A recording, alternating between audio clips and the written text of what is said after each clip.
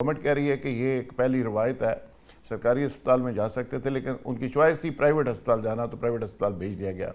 ان کی بہن کو میڈیکل بورڈ کا ممبر بنا دیا گیا، ڈاکٹر فیصل کو بنا دیا گیا. اچانک یہ اتنی ہمدردی اچانک 28ویں ترمیم کی وجہ سے ہے؟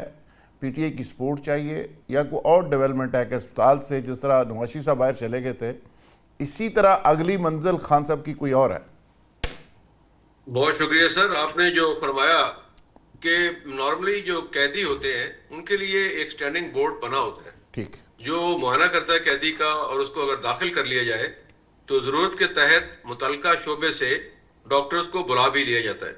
جیسے یہ نواز شریف صاحب کی بات ہوئی تھی تو جب وہ داخل تھے تو اس وقت 2 فوجی ڈاکٹر بھی ٹھیک. بورڈ میں شامل کر دیے گئے تھے، جنہوں نے اس میں ایک ہیماٹولوجسٹ تھا اور ایک فزیشین تھا. تو میرا یہ خیال ہے کہ نارملی تو قیدیوں کو سرکاری ہسپتال میں بھیجا جاتا ہے اور وہاں پہ تمام ڈاکٹرز کو طلب کر کے بورڈ کے تحت ان کا علاج یا داخلہ کیا جاتا ہے.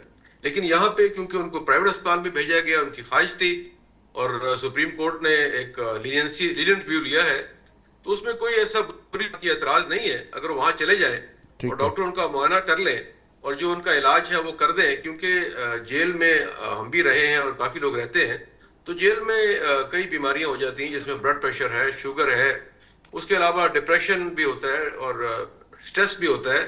اور جیل میں سب سے خطرناک بیماری جو ہوتی ہے وہ سکیبیز ہوتی ہے، یہ جو خارش ہوتی ہے. کیونکہ اس کی وجہ یہ ہے کہ اگر آپ علیحدہ بھی رہ رہے ہو سیل میں تو جو مشقتی ہوتے ہیں یا جو لوگ خدمت کرتے ہیں آپ کی، یا کھانا لے کے آتے ہیں، پکاتے ہیں، آپ کا کام کرتے ہیں، بستر بچھاتے ہیں، تو وہ بھی اس میں مبتلا ہوتے ہیں.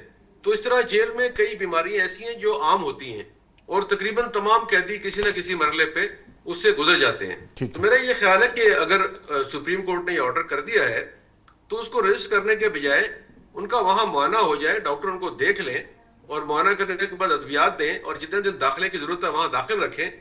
لیکن اس ایک کیس اس آرڈر میں شاید یہ بھی کہا گیا ہے کہ 2 ہفتے تک داخل رکھیں. تو میرا خیال میں یہ داخلے کے ٹائم کا تعین کرنا وہاں ڈاکٹرز کا اور بورڈ کا کام ہے، وہ کورٹ کا کام نہیں ہے. کورٹ بھیج سکتی ہے، ایڈوائز کر سکتی ہے، آرڈر کر سکتی ہے، لیکن وہاں ان کو رکھنا، دیکھنا، معائنہ کرنا، ادویات دینا، یہ میڈیکل بورڈ کا کام ہے.